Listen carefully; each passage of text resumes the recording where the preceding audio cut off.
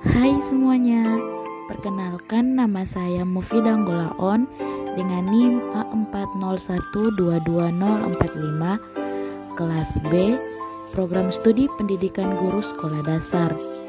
Dalam video pembelajaran kali ini, saya akan membahas materi tentang kerajaan di Nusantara Indonesia. Saksikan videonya. Awalnya, nenek moyang belum mengenal agama itu seperti apa dan bagaimana agama itu menjadi bagian dari kehidupan sehari-harinya. Karena pada mulanya mereka hanya menganut sistem kepercayaan yang bersifat animisme dan dinamisme. Kedua kepercayaan tersebut tidak diketahui dari mana yang telah lebih dahulu ada di bangsa Indonesia. Seiring dengan perkembangan zaman, akhirnya lahirlah agama Hindu dan Buddha. Agama Hindu-Buddha masuk ke Indonesia dibawa oleh para pedagang dari negara India dan Cina. Semenjak kedatangan agama Hindu di Indonesia, maka berdirilah kerajaan-kerajaan yang bercorak Hindu di Indonesia. Pertama, Kerajaan Kutai. Kerajaan Kutai merupakan kerajaan yang bercorak Hindu pertama di bangsa Indonesia. Sebab kerajaan Kutai didirikan sejak tahun 400 Masehi. Akibatnya kerajaan Kutai disebut juga kerajaan Hindu tertua di Indonesia. Kerajaan Kutai terletak di wilayah Provinsi Kalimantan Timur, tepatnya di sebuah daerah yang bernamakan Muara Kaman. Raja pertama kerajaan Kutai yaitu Raja Kudungga dan raja yang terkenal adalah Raja Mulawarman. Salah satu peninggalan kerajaan Kutai yaitu prasasti Kutai yang terpahat pada tiang batu disebut dengan Yupa yang telah ditemukan pada aliran Sungai Mahakam Provinsi Kalimantan Timur. Prasasti Kutai tersebut ditulis dengan huruf Palawa dan berbahasa Sangsekerta. Peninggalan sejarah dari kerajaan Kutai yang lain yaitu arca-arca yang terbuat dari perunggu dan emas. Yang kedua, Kerajaan Tarumanegara. Kerajaan Tarumanegara merupakan kerajaan yang bercorak Hindu pertama di Pulau Jawa. Sebab kerajaan Tarumanegara ini didirikan kira-kira pada 450 Masehi. Akibatnya kerajaan Tarumanegara ini menjadi kerajaan Hindu tertua di Pulau Jawa. Kerajaan Tarumanegara adalah kerajaan yang terletak di suatu daerah Bogor, Provinsi Jawa Barat. Raja yang terkenal di kerajaan Tarumanegara adalah Raja Purnawarman. Salah satu peninggalan kerajaan Tarumanegara yaitu prasasti yang ditulis dalam bentuk bahasa Sangsekerta dengan menggunakan huruf Palawa. Peninggalan sejarah yang lainnya adalah irigasi dari Sungai Gomati, Arca Wisnu Cibuya 1 dan 2, dan Arca Rajarsi. Yang ketiga, Kerajaan Mataram. Kerajaan Mataram yaitu kerajaan yang terletak di Provinsi Yogyakarta, di mana kerajaan ini dipimpin pertama kali oleh Raja Sanna. Wilayah kekuasaan kerajaan Mataram ini mencapai Pulau Jawa dan Pulau Bali. Nah, pada zaman kerajaan Mataram ini terdapat beberapa peninggalan seperti candi, prasasti, dan karya sastra. Candi peninggalan kerajaan Mataram ini tersebar di sekitar daerah Magelang dan Yogyakarta. Candi tersebut adalah Candi Plaosan dan Candi Prambanan. Selain itu, kerajaan Mataram ini juga dikenal dari sebuah prasasti yang berada di Desa Cangal, Barat Magelang, yang ditulis dengan menggunakan huruf Palawa dengan bahasa Sangsekerta tahun 732 Masehi, dan karya sastra yang berupa peninggalan kerajaan Mataram yaitu seperti Kitab Ramayana karangan Empu Walmiki dan Kitab Mahabharata karangan Empu Wyasa. Yang keempat, Kerajaan Kediri.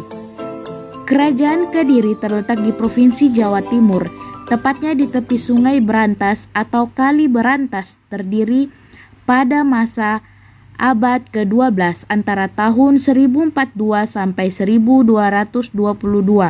Kerajaan Kediri mencapai puncak pada kejayaan pada masa pemerintahan Raja Jayabaya. Kerajaan Kediri ini memiliki beberapa peninggalan seperti prasasti dan karya sastra. Prasasti-prasasti di Kerajaan Kediri seperti Prasasti Pandeglang, Prasasti Panumbangan, Prasasti Hantang, Prasasti Talan, Prasasti Jepun, Prasasti Kahyunan, Prasasti Weleri, Prasasti Angin, dan Prasasti Semanding. Sedangkan karya sastra atau kitab yang terdiri di Kerajaan Kediri seperti Kitab Semardana karangan Empu Darmaja, Kitab Hariwangsa dan Gatut Karsjaya karangan Empu Panulu, Kitab Arjuna Wiwaha karangan Empu Kanwa, dan Kitab Baratayuda karangan Empu Seda dan Empu Panulu. Yang kelima, Kerajaan Singasari. Kerajaan Singasari terletak di Provinsi Jawa Timur, tepatnya di daerah Tumapel, Malang.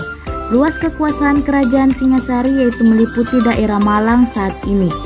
Kerajaan Singasari didirikan oleh Ken Arok pada tahun 1222 dan Kerajaan Singasari mencapai masa kejayaan pada masa Raja Kertanegara. Kerajaan Singasari ini memiliki beberapa peninggalan seperti candi, patung, dan karya sastra. Candi-candi pada Kerajaan Singasari seperti Candi Kidal atau sebagai makam Anusapati, Candi Jago atau Jajagu sebagai makam Wisnuwardana, Candi Singasari dan Candi Jawi sebagai makam Kertanegara, Candi Kangenan atau makam Ken Arok, dan Candi Katang Lumbang makam Tohjaya. Patung peninggalan Kerajaan Singasari yaitu patung Prajana Paramita digunakan sebagai perwujudan dari Ken Dedes dan karya sastra kitab yang terdapat di Kerajaan Singasari seperti Kitab Paraton yang berisikan tentang kisah Ken Arok. Yang keenam, Kerajaan Majapahit. Kerajaan Majapahit ini terletak di daerah selatan dari Sungai Berantas yang berpusat pada daerah yang bernama Trowulan, Mojokerto. Kerajaan Majapahit didirikan oleh Raden Wijaya pada tahun 1294 yang memiliki gelar Kertajasa Jayawardana.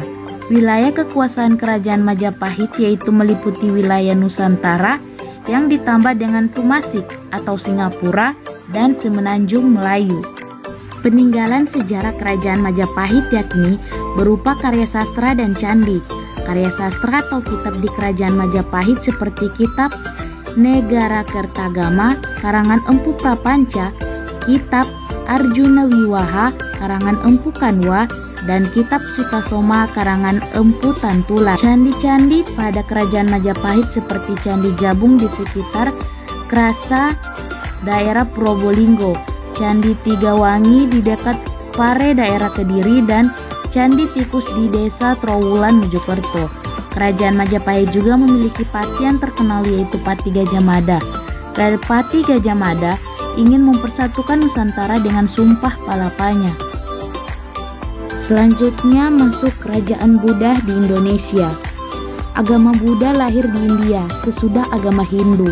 Kitab suci agama Buddha adalah Tripitaka atau Vinaya Pitaka yang diajarkan oleh Siddhartha Gautama, putra Raja Syudodana di Kapilawastu. Kata Buddha berarti orang yang sudah suci budinya dan sangat besar kebijaksanaannya. Kerajaan Indonesia bercorak Buddha adalah Kerajaan Kalinga dan Kerajaan Sriwijaya. Pertama, Kerajaan Kalinga. Kerajaan Kalinga atau Holing terletak di daerah Jawa Tengah.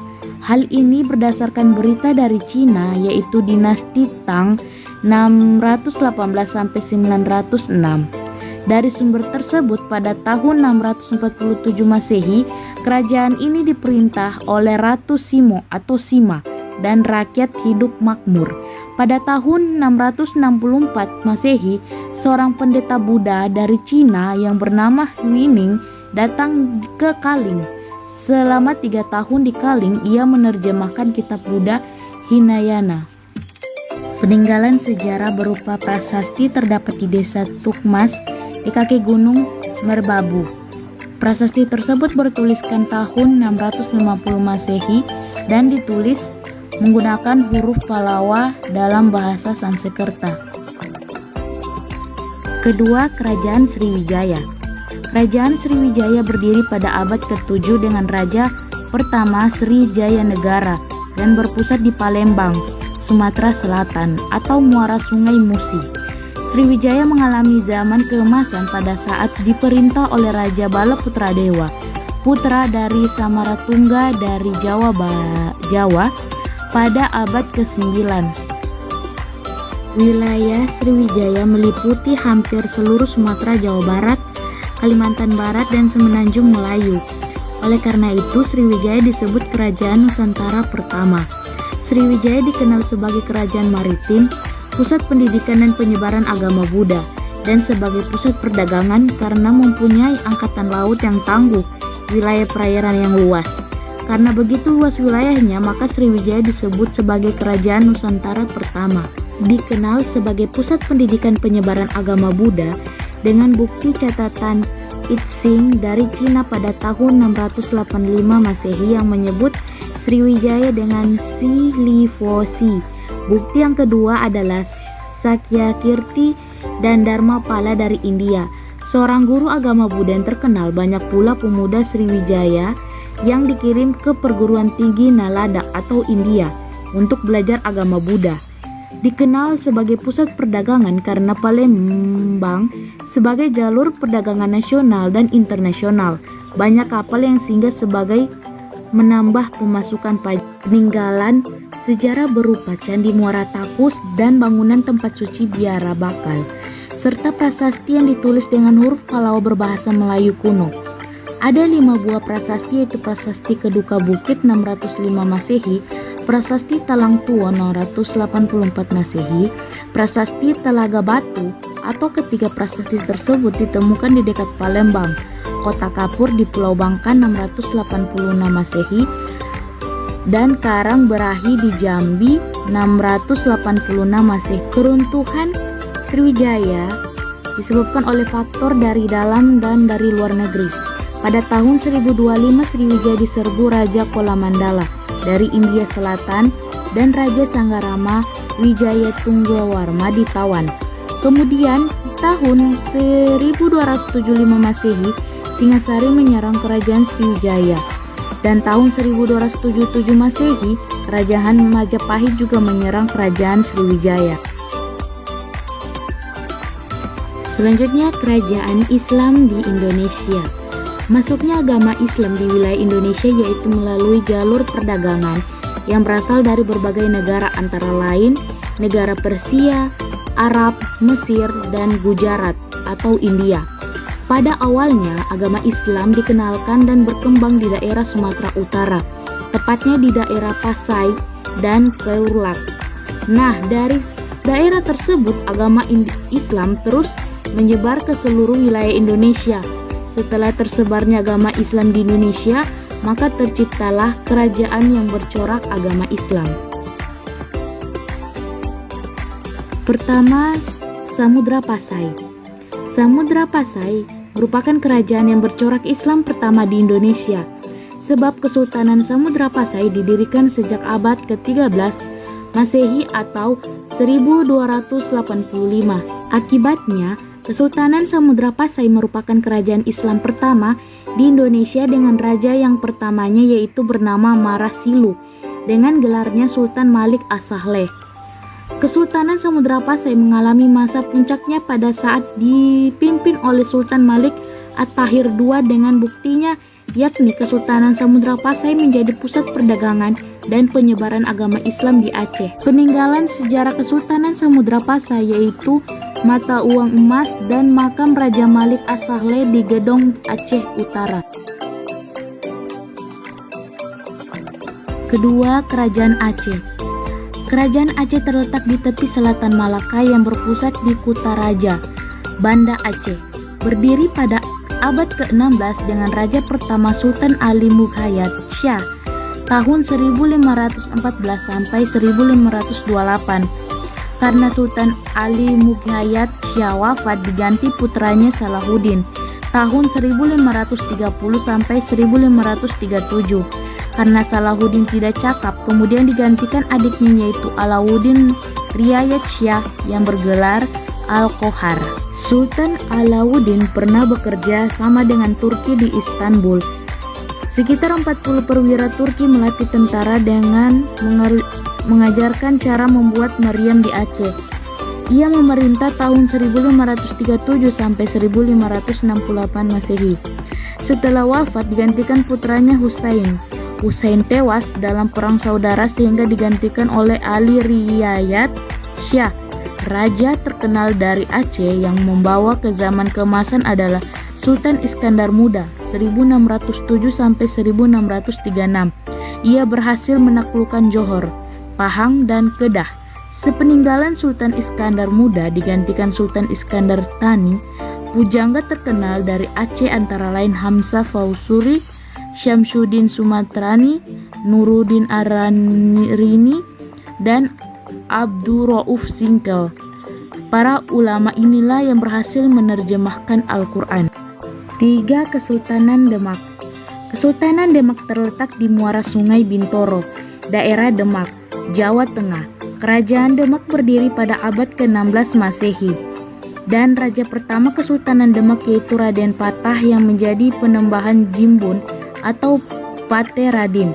Masa kejayaan Kesultanan Demak yaitu pada masa diperintahnya Sultan Trenggono. Peninggalan sejarah Kesultanan Demak antara lain Masjid Agung Demak yang didirikan tahun 1478 oleh Wali Songo, Saka Tatal atau tiang masjid, beduk dan kentongan, pintu gledek atau petir buatan King Ageng Selo. Keempat, Kerajaan Banten dan Cirebon.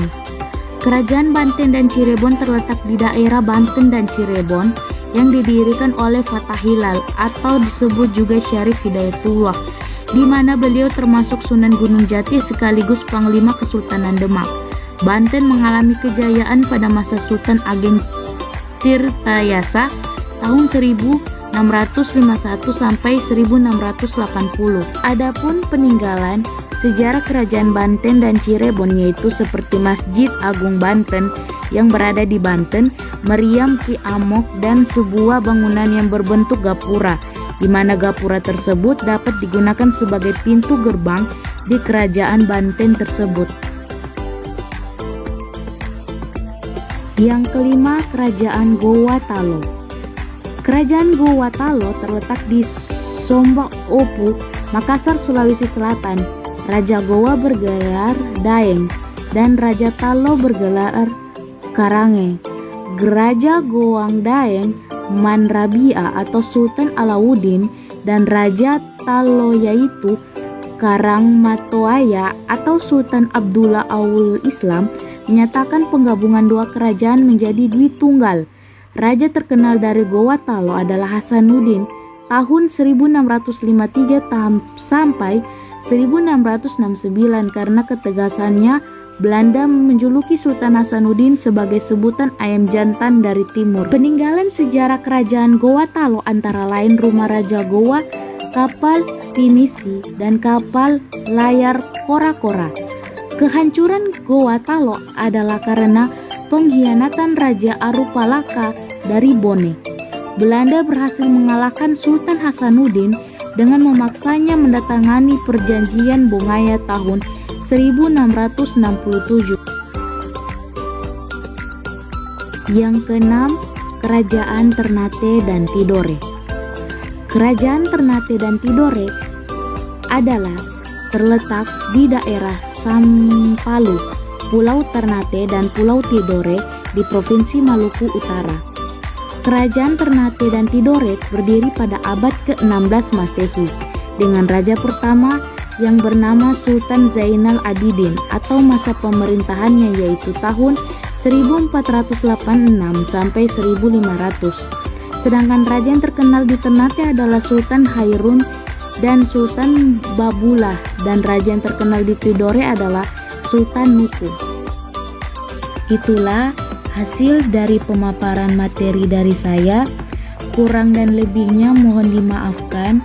Semoga video pembelajaran saya dapat bermanfaat untuk yang menonton dan kita semua. Saya akhiri, wabillahi taufiq wal hidayah. Wassalamualaikum warahmatullahi wabarakatuh.